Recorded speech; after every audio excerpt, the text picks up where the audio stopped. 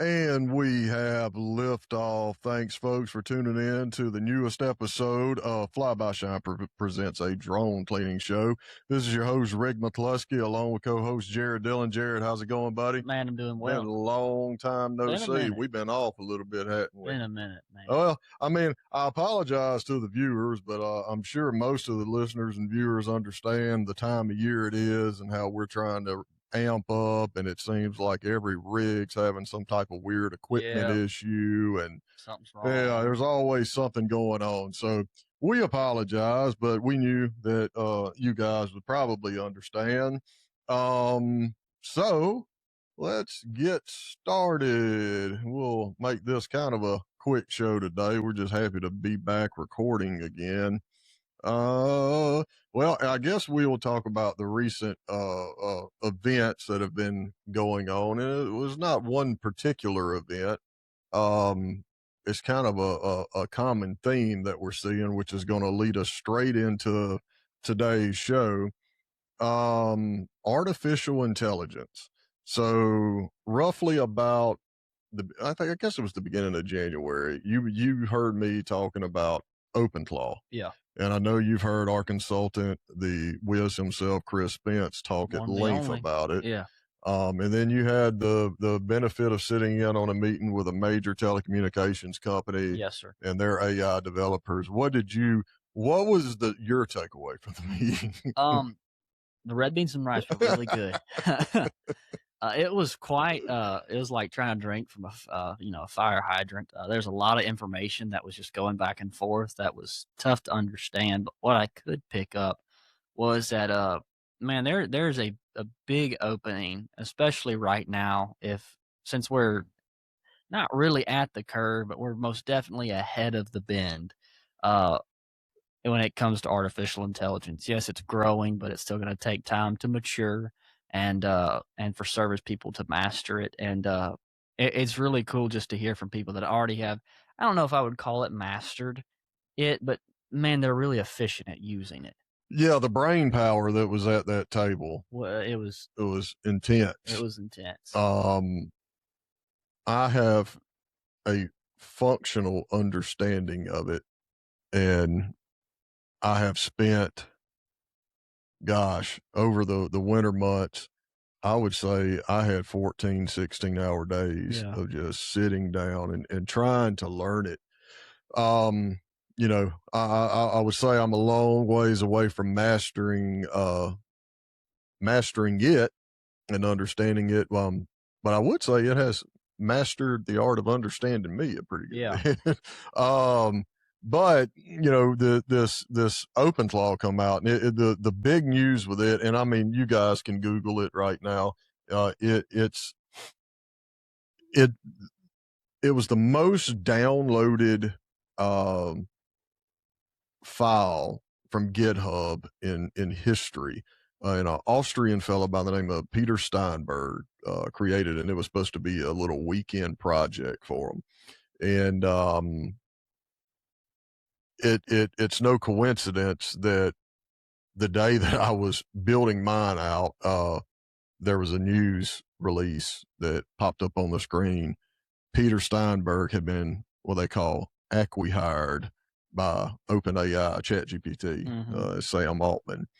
So the big reason why OpenClaw has caused so much of a ruckus and in some ways chaos, and I know Chris Spence is going to listen to this and he's probably going to have comments. I know you explained that wrong, but we probably should have had Chris on. Probably. Maybe here in a minute, if we have time, I'll dial in and say, hey, welcome to the podcast. But the big thing about OpenClaw is that it's agentic.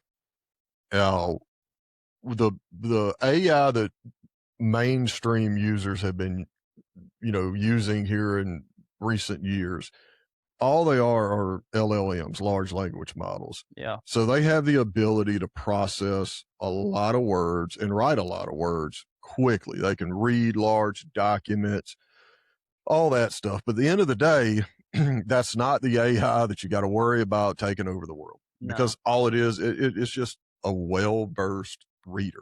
Right. It can comprehend words.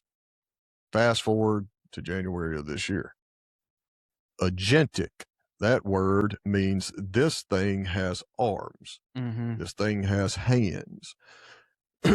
So the AI that we were accustomed to was the eyes. It Yeah. could see. It knew things.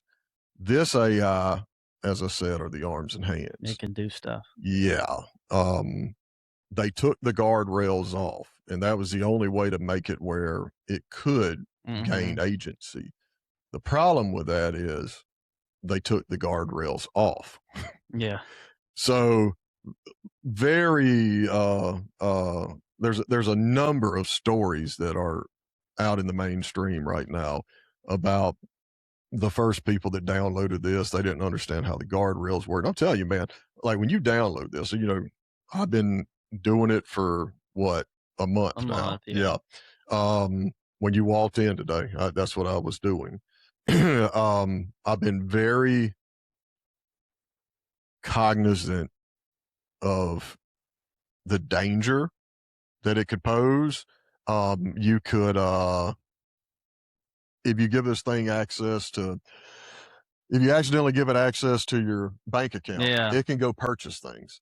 One story about a fella who was sitting on his couch. He had just downloaded. He gets a knock at the door, walks the door, delivery driver's there. And he's like, "Hey, I got an order for so-and-so." He says, "Yeah, I'm so-and-so, but I didn't order anything."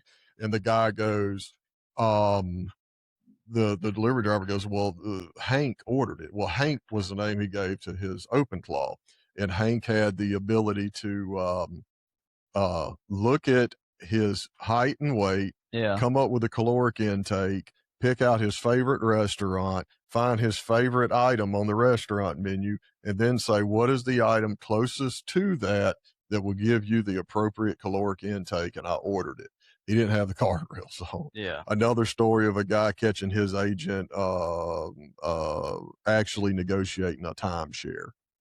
So when you go, timeshare is wild. So when you go to download OpenClaw, it actually has a disclaimer. It says that if not used properly, this AI program is extremely dangerous. Yeah. And it doesn't mean, take over the world, any of that. No, it just means that it can be extremely dangerous for you and your personal well-being. Privacy. Yeah, it's gonna. Exactly. It's very invasive. So you have to be very careful of the infrastructure and how you put it up. And then also the language in which you give it. Because these things, they have, you assign an identity, you assign a soul, you give it skills, you give it tools.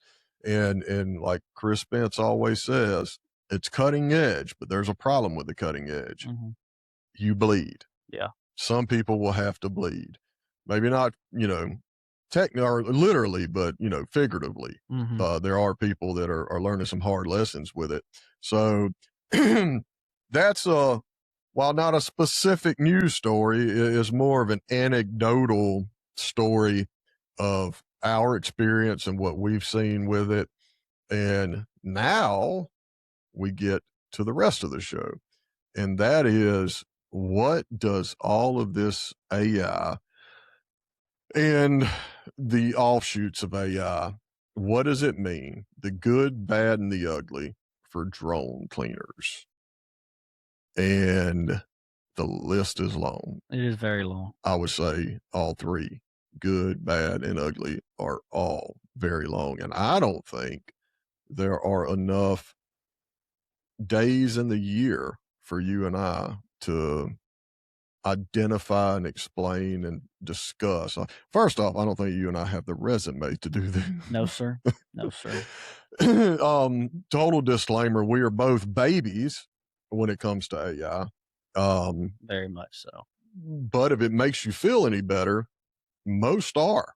Yeah. I mean, the guys that you were hearing discuss it, they are what I would consider experts in the field. Yeah.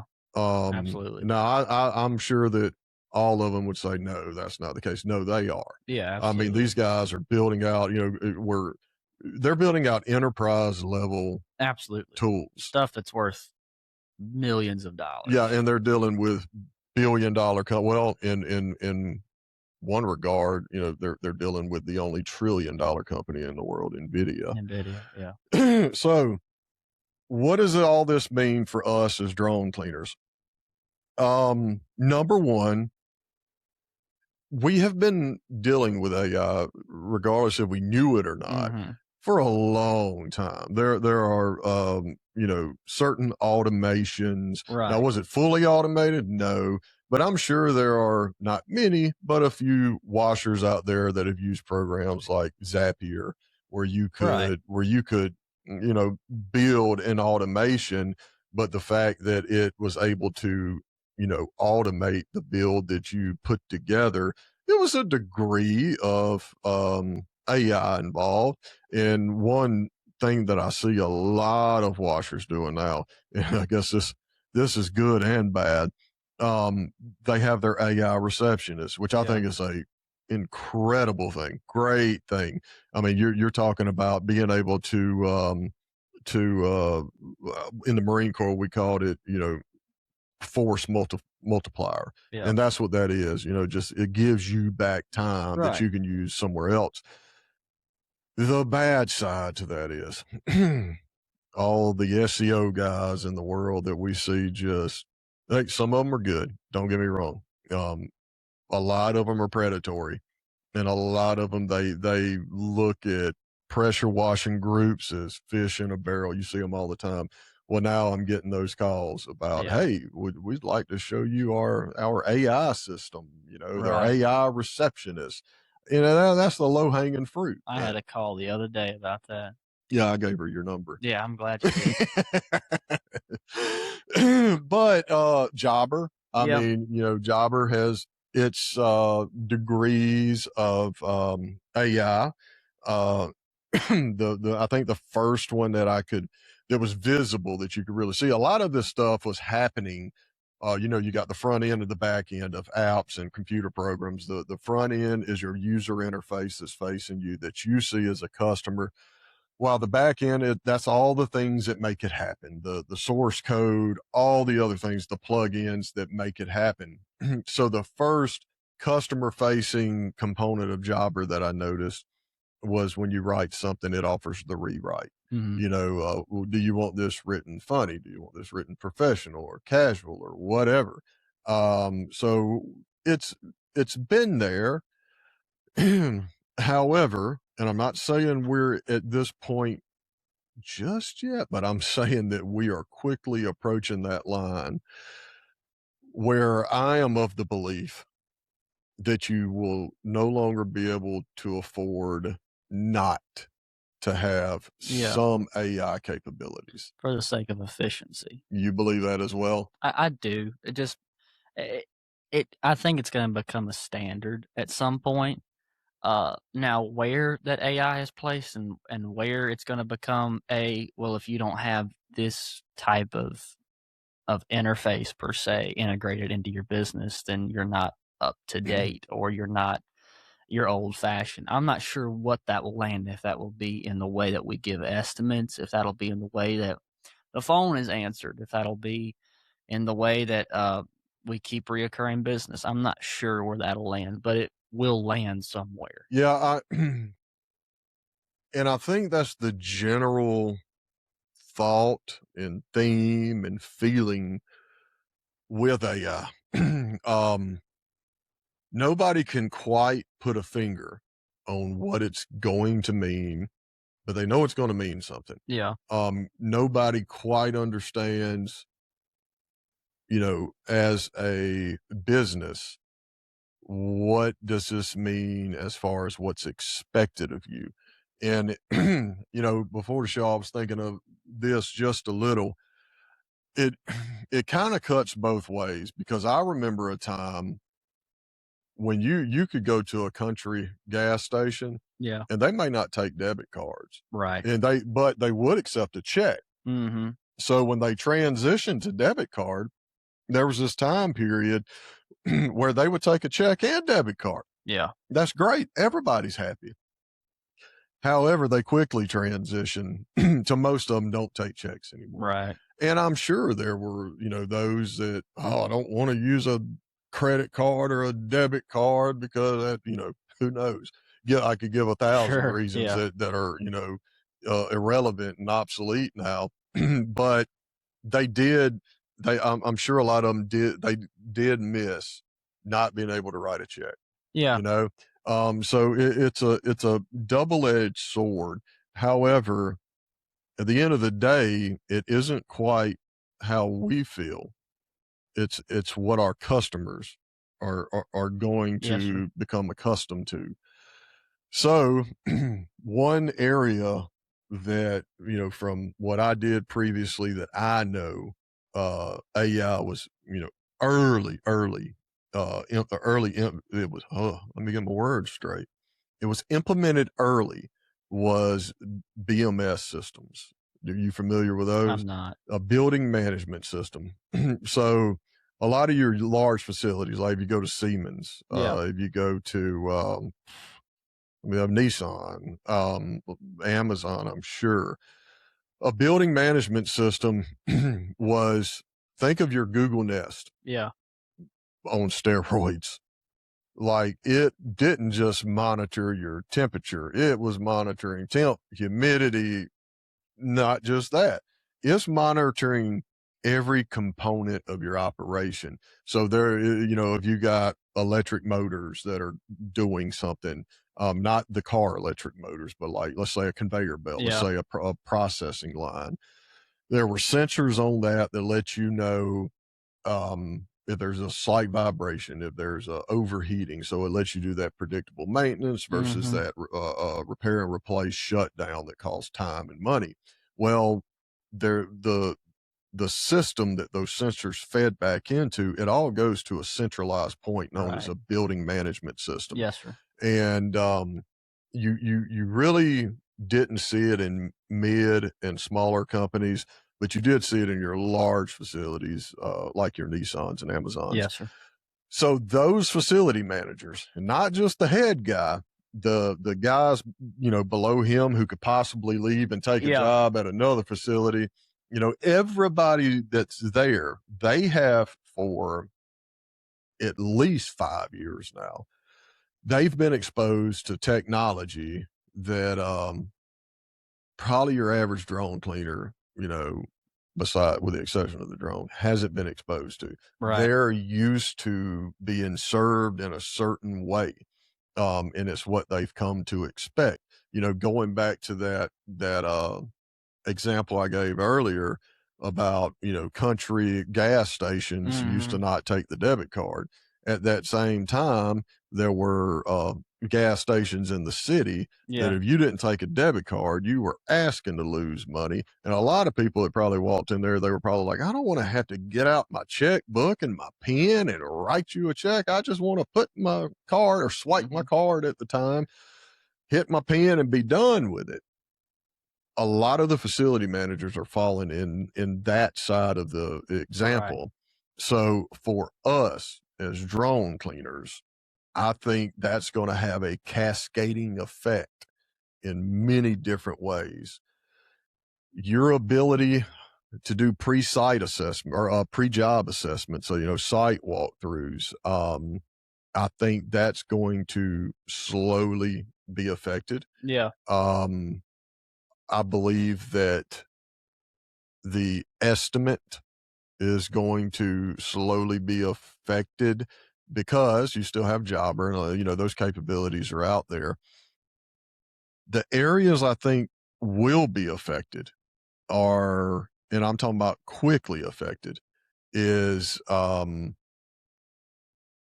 your ability to provide documentation of the job Yeah. and of the work. Um, how easy is it for the customer to communicate with you and set an appointment or set a time for you to come give an estimate? I think those things are quickly going to be affected. Yeah.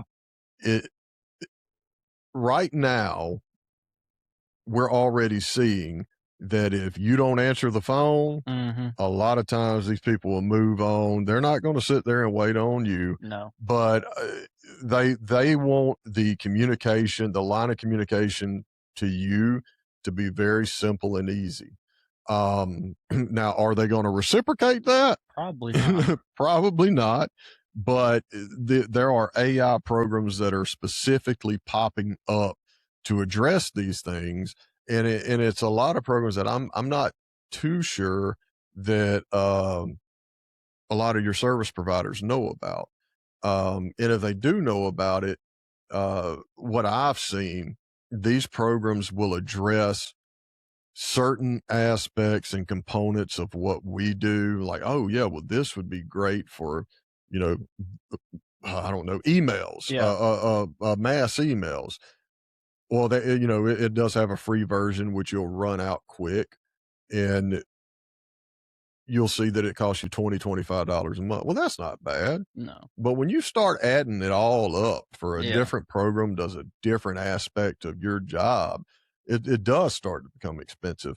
So those that know a little bit or know people that know a little bit, they just build out their own program. And at the end of the day, it's kind of what like OpenClaw is. You are having to build out your own program. And do I recommend you doing it without coding experience? Not at all. I think you still have to have some experience. Did I do it without coding experience? Yes. But I am well known for not making the best decisions. This is true. I mean, I did start a drone cleaning business, never flown a drone, never cleaned it before. Never cleaned. But I did learn how to make it happen, and that was to have, and some people may not know what I'm talking about. I know at least one of these terms you guys would have heard of, ChatGPT. Have ChatGPT up and then have Google's Gemini up, and then you just have them bounce off each other. And it's hard to explain, but the code that you're asking for, and you're literally having one validate the code of the other, and then you put it in to the terminal on your machine, and see what it spits out. And there are many frustrating times. There are, for myself, twice that I would be days into building this out and then erase the whole thing.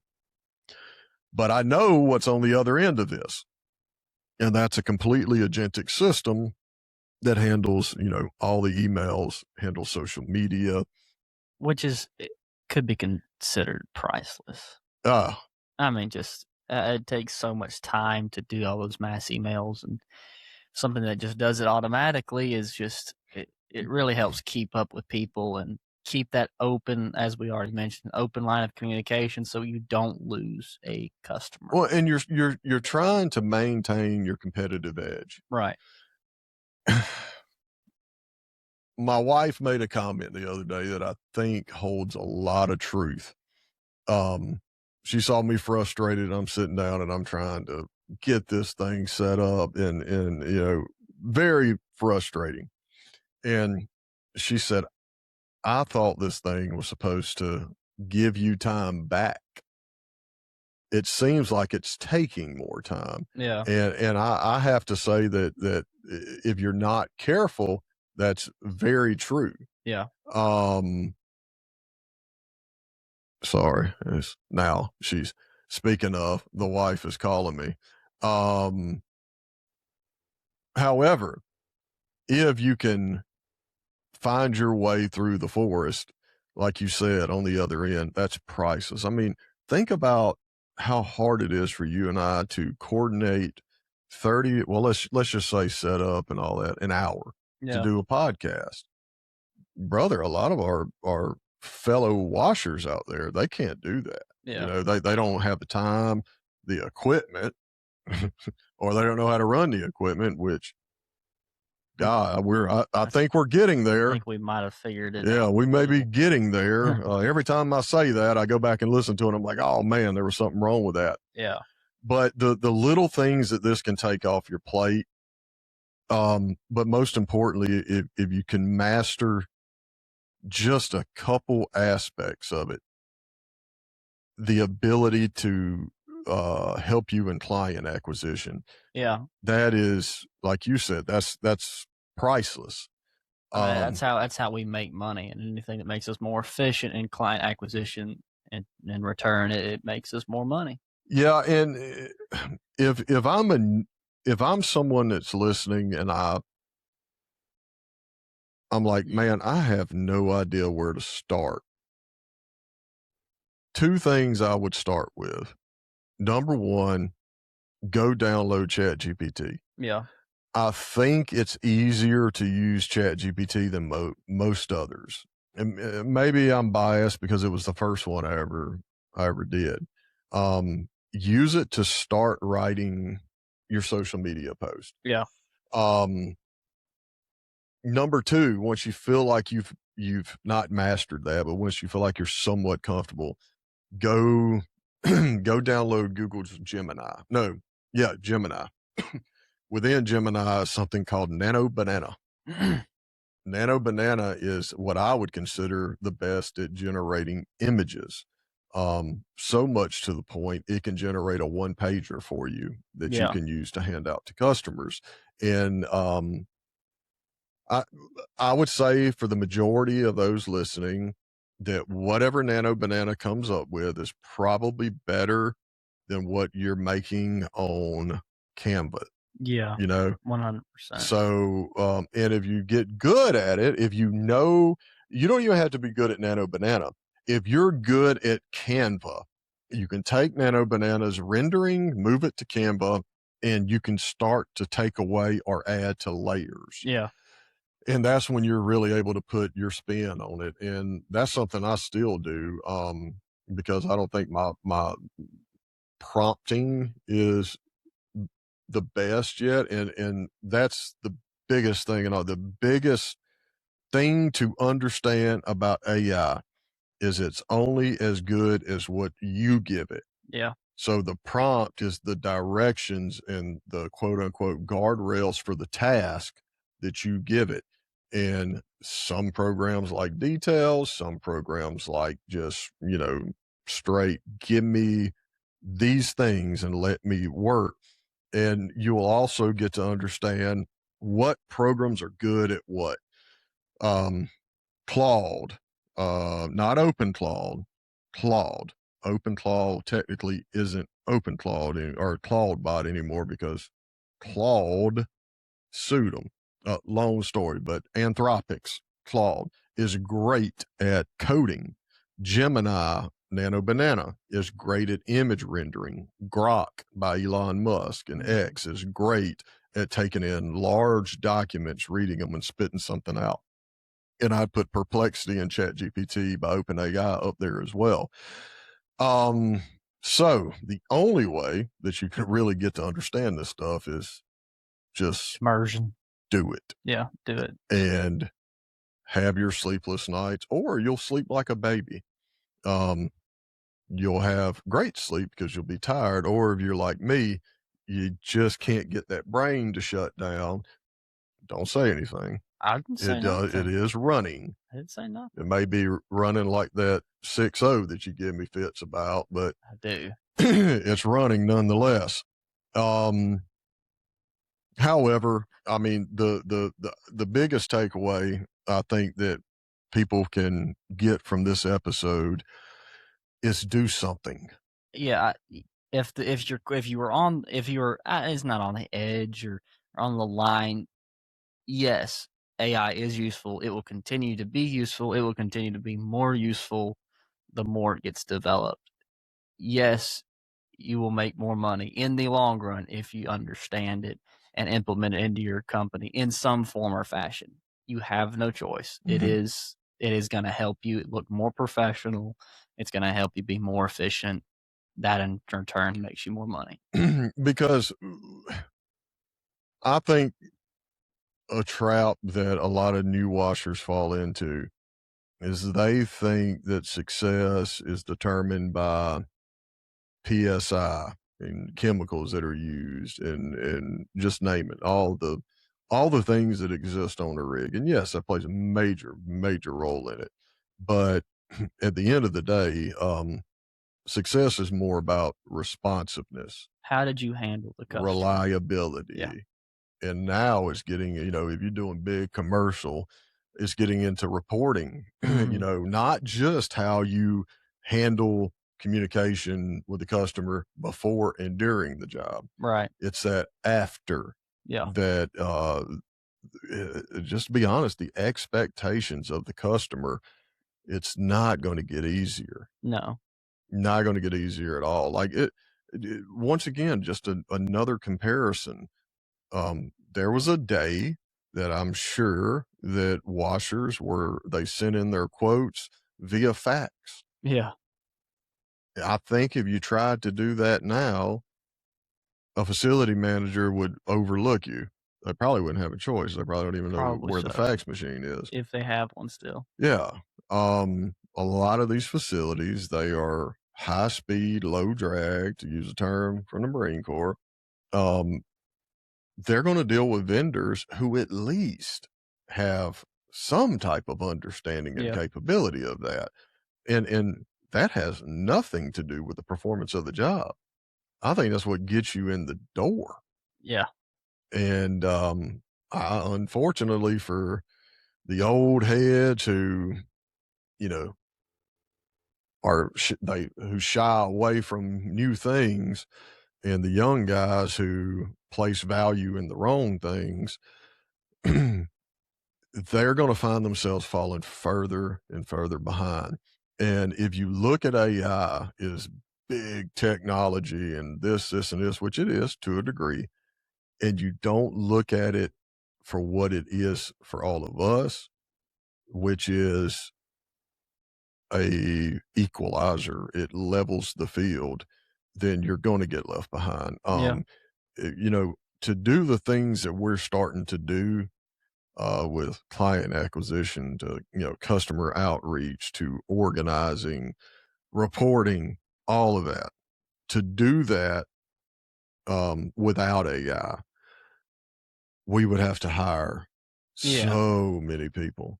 And so companies that have that capability, they have that capital and they have Yeah. that infrastructure, yeah, they can do it. And we get left behind. Then we are eating scraps. Yeah. And It puts us in the same playing field as others when we don't have the same capital as others. yeah, absolutely. And a great podcast to go listen to called Shell Game. Mhm. It's in season 2 right now. Season 1 is a reporter who da- creates his own AI, and it's got a voice, it's got his voice, and it's really entertaining. He talks to his insurance agent, but it's not really him. Has the robot call his friends, and some know what he's doing, but they Yeah. still can't tell if it's the robot. Some have no idea. He had a robot talk to his wife. Well, season 2, he starts a company, and he is the only human in the company. He has a CFO, he has a sales force, they all have names, they all have backstories. Jeez. The last episode I heard, he actually had to fire one. Had a conversation with it, That how is hilarious. yes, he had to fire one, and it was pretty funny. That's so funny. I typically don't laugh at unemployment, but this one was good. Yeah, that's But he brought up a point on this last episode that I think kind of highlights what we're saying. It's not just a reality anymore. It's a likelihood, mhm. or a possible reality. It's a likelihood right now that we will see our first $1 billion valuated company that has one employee, Yeah. and it'll be just a human who has learned how to implement and integrate AI into some business, and that company will be worth $1 billion. Yeah. So it's coming regardless if we like it or not. It's just where we are right now. And I have people all the time like, I don't want anything to do with this, all this craziness. Well, we understand that. I mean, I get it. And in a lot of ways, I sympathize with it, I empathize with it. It's here. Yeah. not just for the general population. If you are an exterior cleaner, a drone cleaner, it's here. Yeah. And for us who we do appreciate technology, we have seen what it means for drone cleaning, literally Yeah. the drone autonomously cleaning a building, or a surface cleaner who you can toss out on the sidewalk and Let it go to work. let it go to work. And that possibly is the coolest thing I've ever seen. And It is pretty cool. yeah. And there's no telling where we end up. This is moving at a speed that, yes, is very uncomfortable. Not going to lie. Even for someone like me, who I'm very open to it, like, I'm okay, let's embrace it. It's happening. But it is uncomfortable. It is, yeah. There are things that nefarious actors are doing with it.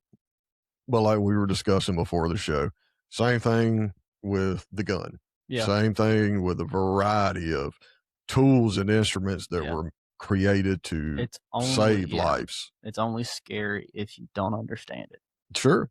Yeah. Yeah. You have to understand not just the pros and cons or the risks, but you have to understand in the hands of the wrong person, Yeah. what it could mean. And, you know, defend yourself from that. You know, I had somebody bring up the other day, like, imagine somebody being able to use OpenClaw to hack into somebody. And that's already happened. It's happened dozens of times, if not hundreds of times. But also imagine OpenClaw being that defense. Yeah. So it's the yin and the yang. Yeah. It's like Age of Ultron. Marvel predicted it. I don't know. You never seen that one? No. I'm an old head. It's all right. Maybe someone on here will get my reference.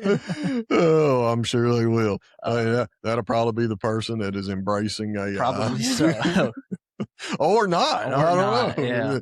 yeah. I don't know the context here, so Pretty much a guy creates interface and then he tries to kill like a small population of people. with the exception of the killing a small population of people, I did create interface. And it was trying to kill me, or at least my sanity, I would say. Probably your sanity. Yeah. But anyhow, guys, I think that's going to do it for episode 7? 6. 6. I believe it's 6. Episode 6. I'm going to have to go check on that. I could be wrong. I thought it was 6. And you know the ordeal, you know the deal. Like, subscribe, go click it now, take your time. I'll stall while you go do it. Go like, subscribe, all our social media we have on here, the channel, most importantly, if you like what you hear. I know you probably don't like what you see, Yeah. but you can like what the things that we talk about. And go check out our gear list. It's on the Vercel website, that the link you'll see in the comments and the description of the video. Also, we've been getting a lot of calls from people that are new to drone cleaning or thinking about getting in. You can find my number easily on the website. Give us a call.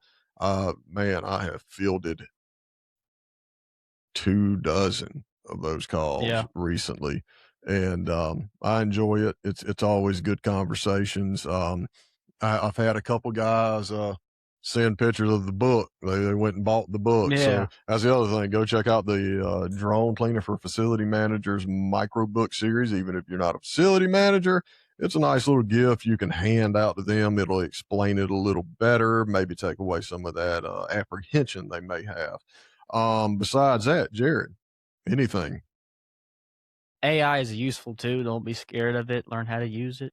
Pursue it. That's the theme of the show. That's it. Spoiler alert, you're not even watching Rick and Jared right now.